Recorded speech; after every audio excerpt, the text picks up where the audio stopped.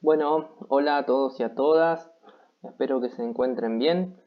Este es el primer video de la materia Análisis Matemático 1 para las carreras de la Facultad de Ingeniería de la Universidad Nacional del Comahue. La idea de este video es un poco desarrollar las generalidades de funciones, hacer una introducción de esta primera unidad que tenemos en esta asignatura. Y la idea un poco del video es retomar algunos conceptos que ustedes seguramente vieron en el curso de ingreso y también algunos que han visto en el secundario, referido al concepto de funciones. La idea sería que, bueno, vamos a ir desarrollando algunos conceptos y algunos ejemplos vamos a ir citando y además les dejé como algunas tareas así pequeñas para que vayan haciendo mientras van viendo el video, ¿sí? Si es necesario pausar el video para hacer los ejercicios, pueden hacerlo. Y bueno, después obviamente está la parte práctica donde ustedes van a poder hacer consultas y demás. Mi nombre es Víctor Gurapil y soy uno de los profes que va a estar en este trayecto con ustedes, ¿sí? Así que bueno, vamos arrancando entonces. Lo primero que vamos a decir es que es usual encontrarse con situaciones como las que vamos a detallar a continuación, por ejemplo, que el costo de un remis depende de la distancia que deba recorrer, el crecimiento de una planta depende, entre otras cosas, ¿no?, de la cantidad de fertilizantes que le pongamos, la distancia que recorre un automóvil, la velocidad constante depende del tiempo transcurrido desde que partió desde un punto específico. También podemos decir que la longitud de una circunferencia depende de su radio y que el área de un terreno rectangular depende de la longitud de sus lados. Todos estos ejemplos son situaciones que pueden aparecer en la vida cotidiana, en algún experimento o en algún problema matemático, y lo que podemos observar de cada una de ellas es que hay dos cantidades que se están relacionando, ¿sí? En el primer caso tenemos el costo del remis y la otra cantidad es la distancia. Luego en el segundo ejemplo tenemos el crecimiento, que es una cantidad, ¿sí?, que puede ser medida en centímetros o en otras unidades, y la cantidad fertilizante, que también es una cantidad que puede estar medida en centímetros cúbicos. Y así con el resto de las situaciones que planteamos, vamos a encontrar por lo menos acá dos cantidades que se están relacionando, ¿sí? Entonces, una de las primeras observaciones que vamos a hacer de todas estas situaciones que presentamos es que hay dos cantidades que se relacionan y en general una de ellas depende de la otra. Fíjense que en el caso del costo del remis depende de la distancia, ¿está bien? Hay una cantidad que está dependiendo de la otra. El costo va a depender de la distancia que recorre ese remis. Entonces, si tomamos ese primer ejemplo y lo analizamos acá en una situación, por ejemplo, de Neuquén, yo les puse acá un recorte de un diario donde comenta, ¿sí?, informa que hay un aumento en los taxis y remises, y acá hay un párrafo que está subrayado donde informa que la bajada de bandera que se conoce es de 89,93 y además a eso se le va sumando 9,75 pesos por kilómetro recorrido, ¿sí? Con esta información que tenemos acá, entre estas dos cantidades que se están relacionando, nosotros podemos armar una tabla, ¿sí?, y donde podemos poner la cantidad de kilómetros, que es la distancia, y el costo, ¿sí? Este cálculo lo podemos ir haciendo, ¿por qué? Porque tenemos el costo inicial, que es la bajada de bandera, más la cantidad de dinero que sale cada kilómetro recorrido. Entonces, por ejemplo, si vamos a la tabla y nosotros queremos saber cuál es el costo de recorrer un kilómetro, lo que tenemos que hacer es a la bajada de bandera, que es 89,93 pesos, sumarle 9,75 y eso nos va a dar el costo de recorrer un kilómetro en remis. Lo mismo con el resto, ¿sí? Por ejemplo, si yo quiero saber cuál es el costo de recorrer 4 kilómetros, lo que tengo que hacer es 89,93 sumarle 4 veces 9,75 porque voy a estar recorriendo 4 kilómetros. O lo que es lo mismo, 89,93 más 4 por 9,75. ¿Sí? Al hacer esa cuenta, que ustedes la pueden hacer en este momento, van a ir calculando el costo de recorrer estas cantidades que yo les puse acá. ¿Sí? 1 kilómetro, 4 kilómetros, 10 kilómetros, 25 kilómetros y 40 kilómetros. Además de esta tabla, ustedes también podrían decir, bueno, hay una relación que se establece entre distancia y costo y podrían plantear una fórmula, ¿sí? Una fórmula matemática. Entonces, también es una manera de expresar esta relación y en este caso, por ejemplo, la fórmula sería que el costo, que acá lo representé con C, es igual a 89,93 más 9,75 por la distancia recorrida. ¿Sí? Acá la distancia recorrida la señalé con una D. Entonces, acá obviamente aclaro que el C es el costo que está en pesos y D es la distancia recorrida que está en kilómetros. Entonces, mediante esta fórmula uno podría calcular el costo de cualquier distancia recorrida. ¿Sí? Incluso si quisiera poner los kilómetros, usar números con coma, por ejemplo 2,5 kilómetros, podría calcular el costo. ¿Sí? Entonces fíjense cómo una situación particular la podemos expresar en una tabla. Esos datos también lo podemos calcular haciendo este procedimiento que charlamos recién, que es 89,93 más 9,75 por la distancia. ¿Sí?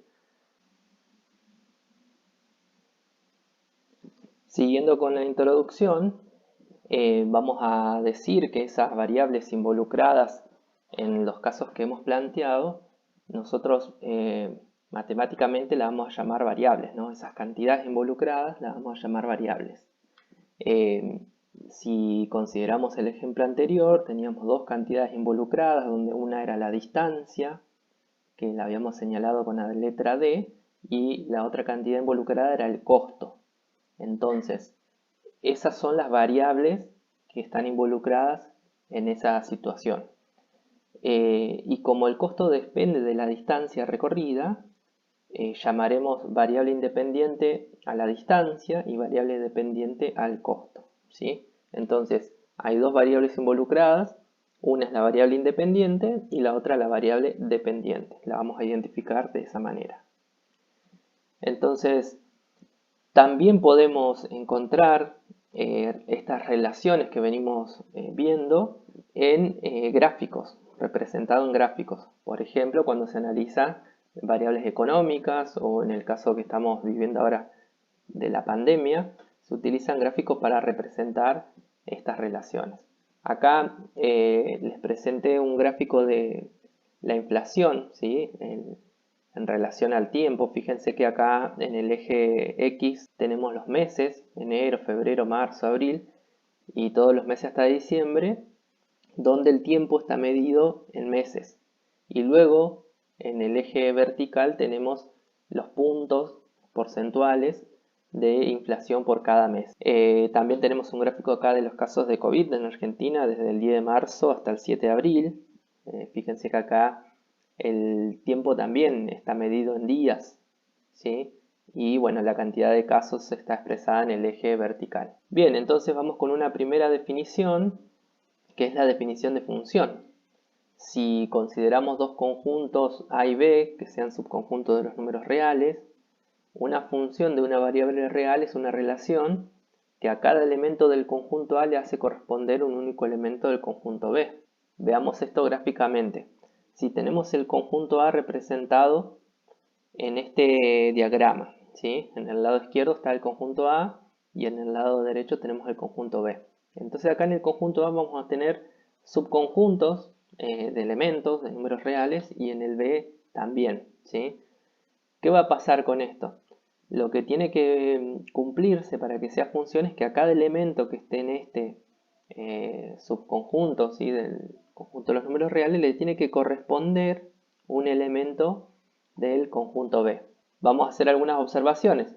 El conjunto A se denomina dominio, el conjunto B se denomina codominio, la relación que se establece entre ambos conjuntos la vamos a señalar con una letra F, y a cada valor de X del conjunto A le asigna el valor Y igual a F de X del conjunto B, tal cual está señalizado acá. Bueno, además X es la variable independiente, como habíamos dicho anteriormente, e Y es la variable dependiente. Avanzamos un poco más y vamos a aclarar un poco este concepto de función, como tal cual lo plantea la definición. Para que una relación sea función se tienen que cumplir en dos condiciones. La primera condición es la existencia. Esto hace referencia a que cada valor de X que está en el conjunto A tiene que tener sí o sí un correspondiente en el conjunto Y, ¿sí? Un valor de Y. Y la unicidad es que ese valor que le corresponde sea único. ¿Está bien? No pueden existir dos valores. Bueno, acá introducimos un poco de simbología.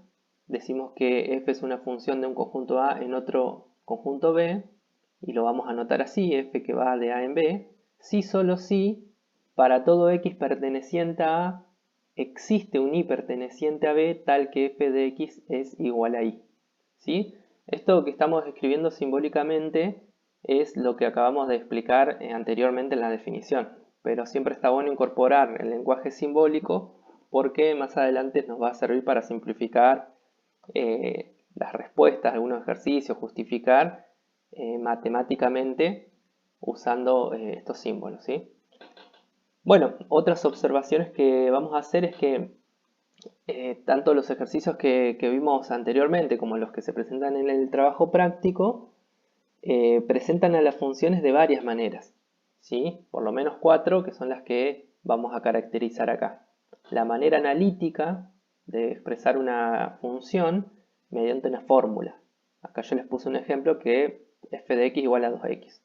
La manera verbal, mediante una descripción con palabras, ¿sí?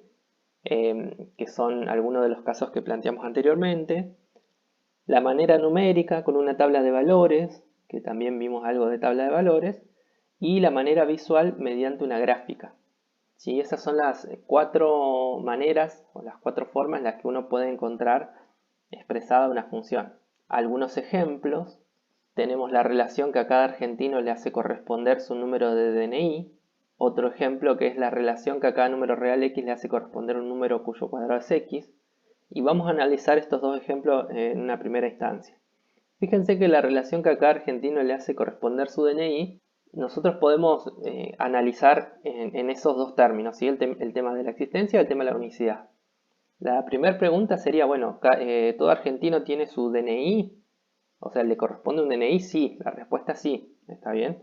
Entonces estaría cumpliendo la cuestión de la existencia. Todo argentino le corresponde un DNI. La otra pregunta sería si ese número de DNI es único.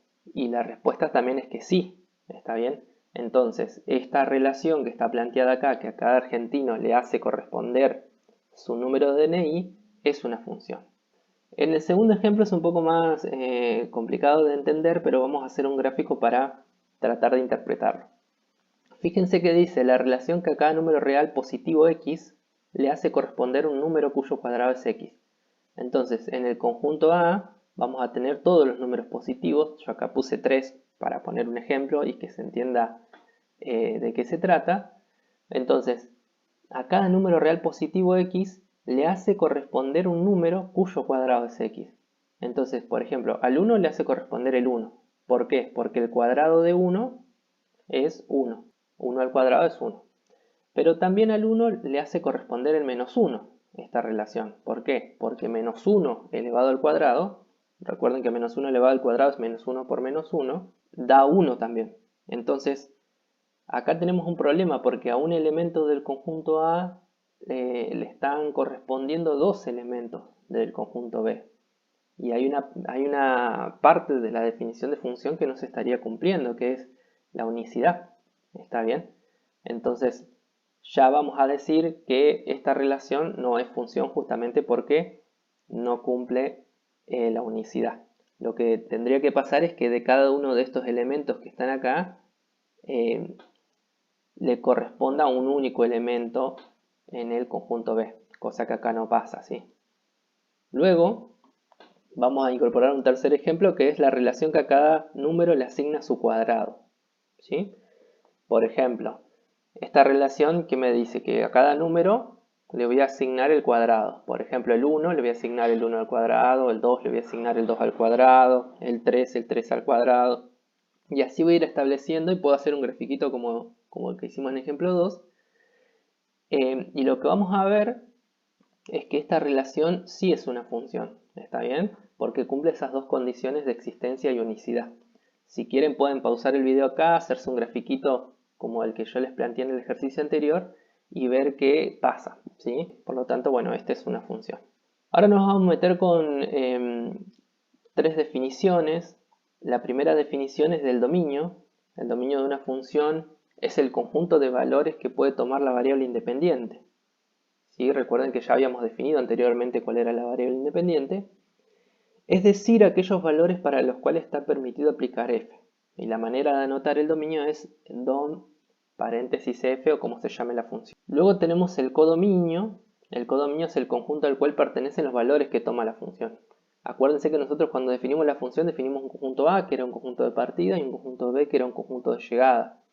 Entonces, esos dos conjuntos son importantes porque me permiten definir la función. Entonces, a manera de notación vamos a decir que una función f va de A en B, ¿sí? Donde A sería el dominio y B sería el codominio, y la manera de escribir el codominio f es B.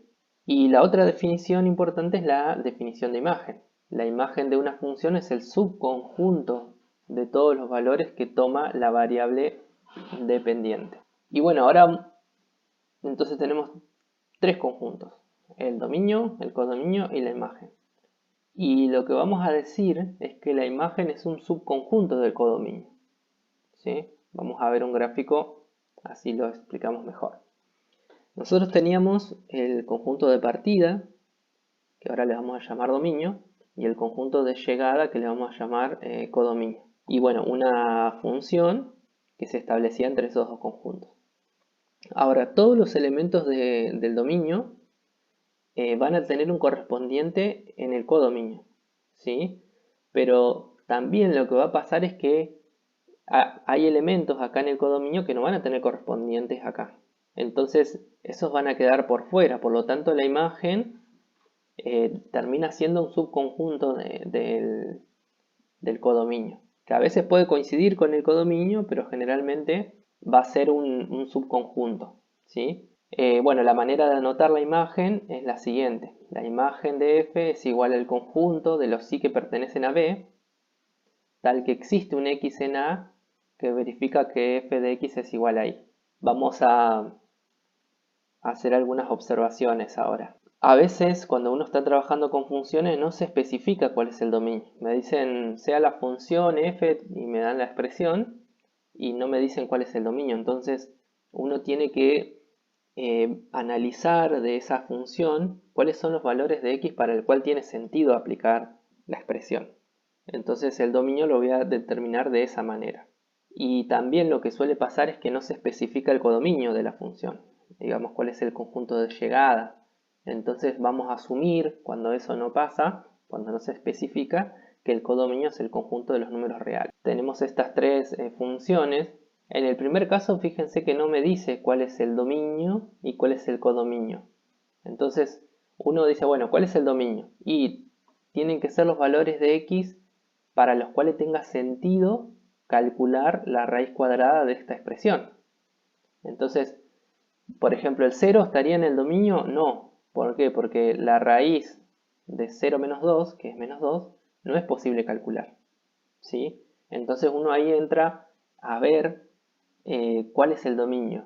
No podrían ser todos los reales porque ya el 0 no, ¿sí? Pero fíjense que a partir del 2 en adelante, del 2 a más infinito, esta función sí tiene sentido, porque 2 menos 2 es 0, la raíz de 0 se puede calcular. Entonces ese tipo de análisis uno puede hacerlo y puede trabajar con esto. Como tampoco se aclara cuál es el codominio, uno asume ya de entrada que el codominio son todos los reales, ¿sí? Y la imagen no la sabemos todavía, pero ya la vamos a calcular. Acá en este segundo ejemplo sí me dice que el dominio son los enteros y que el codominio son los enteros. Esta z indica el conjunto de los números enteros. Y en el tercer ejemplo que tenemos acá, es un poco más difícil establecer cuál es el dominio. ¿Por qué? Porque al ser una expresión racional tendría que encontrar los valores que hacen que este denominador sea 0, ¿sí? Porque yo no puedo dividir por 0. Entonces, para analizar el dominio de cada una de estas funciones, nos vamos a meter en algunos ejercicios. Yo puse en esta columna 3 ejercicios que voy a resolver ahora y les dejo a ustedes otros 3 para que resuelvan luego de ver la explicación siguiente. Tenemos una raíz cúbica, tenemos una función logarítmica y una expresión racional.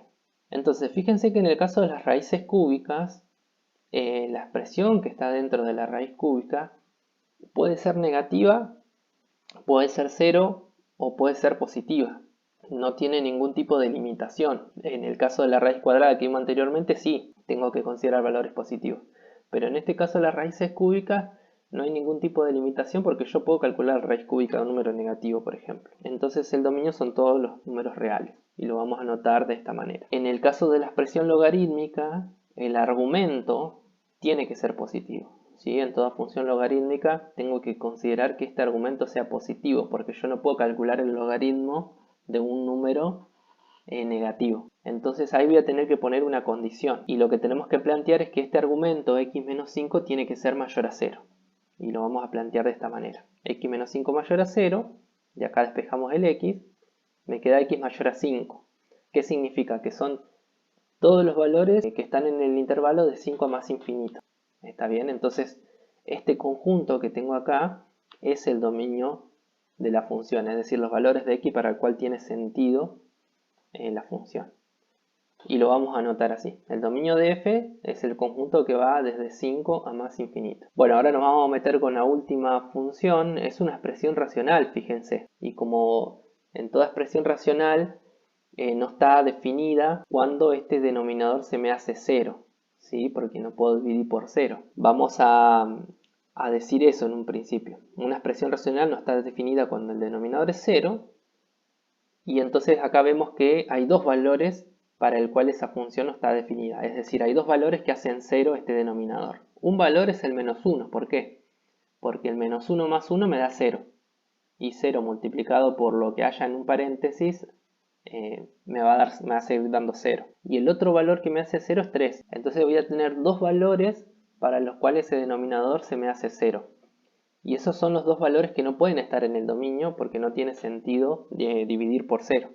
Por lo tanto, el dominio son todos los números reales exceptuando el menos 1 y el 3. Ponemos acá en estas llaves los números que no están en el dominio, ¿sí? Y vamos a poner por una cuestión de notación los de menor a mayor, ordenados de menor a mayor. Ahora vamos a trabajar con el concepto de evaluar una función. Para evaluar una función, f en un número se sustituye la variable independiente por ese número. ¿Qué significa esto? Por ejemplo, si yo quiero evaluar la función esta f en un medio, en menos 3 y en raíz de 2, lo que debería hacer es sustituir la variable x por el 1 medio en los lugares donde aparece x. Vamos a hacer el primero. Cuando me pide hallar f de 1 medio, si yo quiero evaluar a la función en 1 medio, lo que tengo que hacer es reemplazar la x por el 1 medio. Luego de hacer las cuentas voy a obtener el resultado que es 3. De la misma manera, si queremos hacer f en menos 3, es decir, evaluar a la función en menos 3, para obtener en este caso el 31. Les voy a dejar a ustedes acá de tarea para que hagan la evaluación de la función en raíz de 2. Vamos ahora sí a meternos en el tema de las gráficas de las funciones. Como habíamos dicho antes, estas funciones se pueden graficar en un plano cartesiano, ¿sí? Donde tenemos dos ejes, que son los ejes coordenados.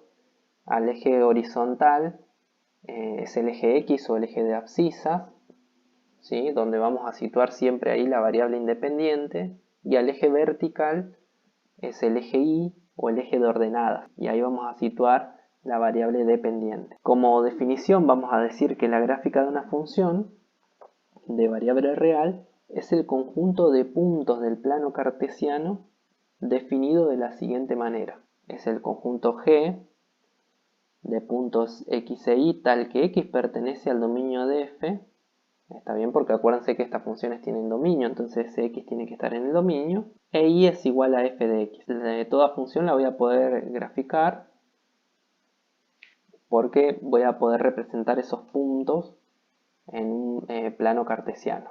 Acá, por ejemplo, están representados algunos puntos en un gráfico, ¿sí? Fíjense, por ejemplo, el x1 le corresponde el f de x1, el x2 le corresponde el f de x2, el x3 le corresponde el f de x3. Y así podría encontrar infinitos puntos tomando valores de x y buscando su correspondiente. Para obtener los puntos sobre la gráfica de una ecuación y igual a f de x, acá falta el igual, entonces dice, escogemos prudentemente números x1, x2, x3, que son estos valores que están sobre el eje x, y calculamos f de x1, f de x2 y f de x3. Luego trazamos la curva y ahí vamos a obtener la gráfica. Esto generalmente uno lo hacía con una tablita de valores. También, si tenemos la gráfica de una función, podemos ver en esa gráfica el dominio de la imagen. Acá fíjense que dice es posible ver el dominio y el rango de la función. Rango en muchos libros lo usan haciendo referencia a la imagen, ¿sí? Nosotros lo vamos a llamar imagen generalmente. Trabajamos con dominio de imagen nada más. Entonces fíjense, si tenemos esta gráfica bien definida, estos puntitos que están acá indican que esta función comienza acá y termina acá. Vamos a decir que el dominio es este conjunto que está sobre x, ¿sí? Que en nuestro caso va de A a B. Y la imagen, fíjense que en el eje Y. ¿Y de dónde a dónde va la imagen? Bueno, del punto más bajo, si quieren lo pueden señalizar así, hasta el punto más alto, hasta donde llega la función. Ese es el rango o la imagen. Ahora vamos a ver también que no toda curva que uno pueda trazar en el plano cartesiano corresponde a una función.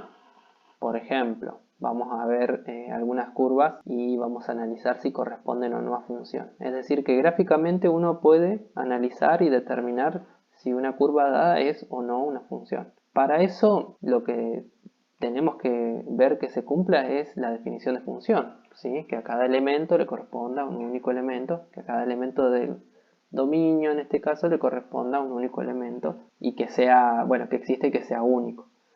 Y para eso, fíjense que acá hay algunos marcados, por ejemplo, si este elemento lo llamamos x1, le corresponde un solo elemento, ¿sí? El f de x1, si a este le llamamos x2 le corresponde uno solo, si a este le llamamos x3 también le corresponde uno solo, y fíjense que lo que se va formando son rectas verticales, ¿sí? Por eso este título que tiene acá, que dice prueba de la recta vertical. ¿Qué significa eso? Que si yo trazo rectas verticales, esas rectas, según la definición de función que estábamos analizando recién, cortan a la gráfica en un solo punto nada más. Por ejemplo, esta primera recta corta en este puntito. La segunda recta corta en otro punto distinto al primero y la tercera en otro punto. Pero fíjense que en uno solo. Acá, ¿qué pasa en el segundo gráfico? Si yo trazo una recta vertical, esa recta corta en dos puntos a la gráfica de esa curva. ¿Qué significa eso? Que para un valor de x le corresponden dos valores en la imagen. No estaría cumpliendo la unicidad, ¿sí? Lo mismo pasa acá. Fíjense, si yo trazo una recta vertical, para este valor de x le van a corresponder 1, 2, 3 valores. Lo que vamos a decir, el primero de los gráficos sí es una función y los otros dos no. ¿Y a qué se debe eso? Bueno, a la prueba de la recta vertical. ¿Cuál es esa prueba de la recta vertical? La prueba de la recta vertical dice que si toda recta vertical que corta la gráfica de una función lo hace en cuanto mucho un punto, entonces la gráfica es la gráfica de una función. Acá dice ecuación, pero debería decir función, ¿sí? Para que corrija. Entonces, esta definición se denomina prueba de la recta vertical para una función. Otra cuestión interesante para estudiar es, cuando yo quiero graficar una función, es el corte que tiene esa función con los ejes. ¿Cómo se encuentran o cuáles son esos puntos? Bueno, un corte es con el eje Y y puede haber otros cortes con el eje X. Si 0 es el dominio de una función, si 0 pertenece al dominio de una función, la intersección Y es el punto que está sobre el eje Y cuya coordenada es Y f de 0. ¿Sí? Entonces, si la función tiene su dominio 0, yo voy a poder calcular el corte en Y reemplazando, buscando la imagen de ese 0. ¿Sí? Y es este puntito que está acá sobre el eje Y. Para encontrar las intersecciones con el eje X, lo que tenemos que hacer es hallar los valores que hacen que esa función sea 0. O sea, vamos a tener que resolver una ecuación ahí. Y encontrar los ceros de la función o raíz que se llama. Que en este caso hay dos. Fíjense que tenemos el x1 y el x2. Ahora, analíticamente nosotros podemos encontrar esos cortes si tenemos la expresión, la ecuación. Para trabajar con el concepto de intersección con los ejes tenemos el ejercicio 2. Tenemos estas tres funciones, ¿sí? La primera función es una función polinómica. ¿Sí? Más adelante vamos a ver los tipos de funciones, pero esta seguramente sea conocida por ustedes. Sabemos que, por ejemplo, el dominio de esta función polinómica son todos los reales. ¿Por qué? Porque no existen restricciones para x. La intersección con y primero, como 0 está en el dominio de la función, entonces la intersección con y es evaluar a la función en 0 y vamos a poder encontrar ese valor, que en este caso me dio menos 5. Por lo tanto, el punto de intersección de la función f con el eje y es 0 menos 5. Ahora, para hallar la intersección con el eje x, tenemos que igualar esta función a 0 y resolverla. Fíjense que me quedó una ecuación cuadrática que la podemos resolver de varias maneras, aplicando Bhaskara, factorizando y demás. No nos vamos a meter con el cálculo de resolución de estas ecuaciones cuadráticas porque cuando veamos funciones cuadráticas lo vamos a desarrollar en profundidad. Lo único que me interesa por ahora acá es ver que estos valores que yo les calculé ya, que es menos 5 medio y 1, verifican esta ecuación. ¿Sí? Entonces vamos a decir que los puntos en los cuales la función intersecta con el eje X son menos 5 medio 0 y 1 0. Tiene dos cortes con el eje X, dos raíces también se puede decir. Ahora en este caso tenemos una expresión racional. Fíjense que el dominio de esta función no incluye al 0, porque si no tendría que poner dividir por 0 acá y eso no está definido. Por lo tanto, como 0 no está en el dominio de la función, no existe f de 0, porque me va a quedar 0 al cuadrado menos 2 dividido 0. ¿Sí? Y eso es algo que no existe. Por lo tanto, no hay intersección con el eje y. ¿Qué significa eso? Que esta función no corta al eje de la Y. Ahora, si yo quisiera encontrar el corte con el eje X, de la misma manera, tendría que hacer igualar la función a 0, entonces me va a quedar esta expresión igualada a 0, y al despejar, fíjense que podría este X que está acá como división multiplicar por el 0, me va a quedar 0, entonces me va a quedar X menos 2 igual a 0, ahí sumo 2 en ambos miembros y me queda X cuadrado igual a 2, y aplico raíz y en el lado izquierdo me queda valor absoluto.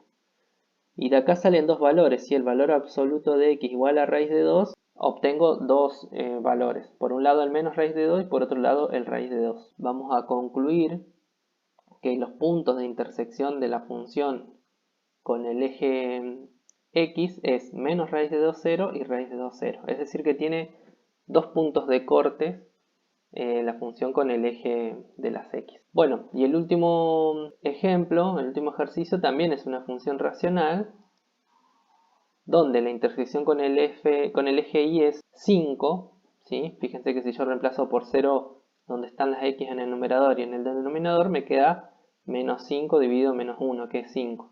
Por lo tanto el corte con el eje y es 0 menos 5. Si quisiéramos hallar el corte con el eje x, igualamos esta expresión a 0, que es este cálculo auxiliar que les estoy mostrando acá. Y fíjense que ya en el segundo paso obtenemos 2x cuadrado más 3x menos 5 igual a 0, que esta ecuación cuadrática es la misma que la del primer ejercicio. Por lo tanto ya sabemos que tiene dos soluciones, menos 5 medio y 1. Por eso no la resolví acá y tampoco le puse los dos resultados. Pero ¿qué va a pasar en este caso? Como 1 no está en el dominio, yo no puedo considerar al 1 en el dominio porque me hace que este denominador sea 0. ¿Sí? Acá si miro la función, el 1 no está incluido en el dominio. Porque si yo hago 1 menos 1, me da 0. Entonces, de esas dos soluciones que tiene esta ecuación, que son menos 5 medio y 1, voy a descartar el 1, ¿sí? Porque no está en el dominio, y me voy a quedar solamente con el menos 5 medios. Es decir, que si bien esta expresión que tengo acá para resolver me arroja dos resultados, uno de ellos los descarto por no estar en el dominio. Eso también suele pasar, por eso hay que tener en cuenta siempre el dominio en estos casos. Y acá terminamos con estos tres ejemplos. ¿Sí? Tenemos los cálculos auxiliares también. En el caso de que algún paso no se entienda, lo pueden preguntar. Acuérdense de anotarlo en el ejercicio, así después lo vemos. Acá les dejo algunas tareas para que ustedes trabajen. Bueno, hallar de ser posible las intersecciones con los ejes coordenados de la siguiente función. Y tenemos dos funciones. Entonces tendrían que hacer lo mismo que hicimos en el ejercicio anterior, buscar la intersección con x, buscar la intersección con y bueno, hacer los cálculos correspondientes.